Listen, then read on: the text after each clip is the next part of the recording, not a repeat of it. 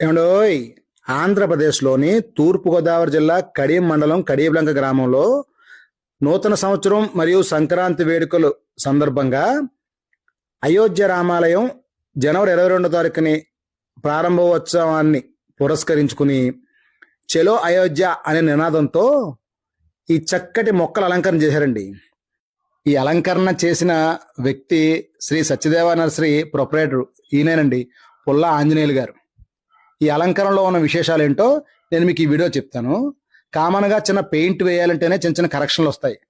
అలాంటిది ఒక అయోధ్య రామ మందిరాన్ని 1,02,300 మొక్కలతో 24 రోజులు రాత్రి పగలు 20 మంది వర్కర్స్ నిరాటంకంగా వర్క్ చేస్తూ ఈ కార్యక్రమాన్ని పూర్తి చేశారండి.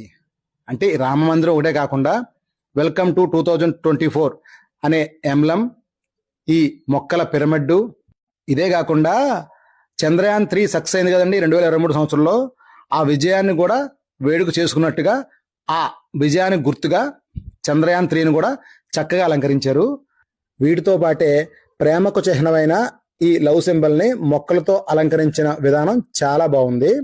ఇది ప్రజల సందర్శనార్థం ఈ నెలాఖరు అంటే జనవరి 30 వరకు అందరికీ అందుబాటులో ఉంటుంది.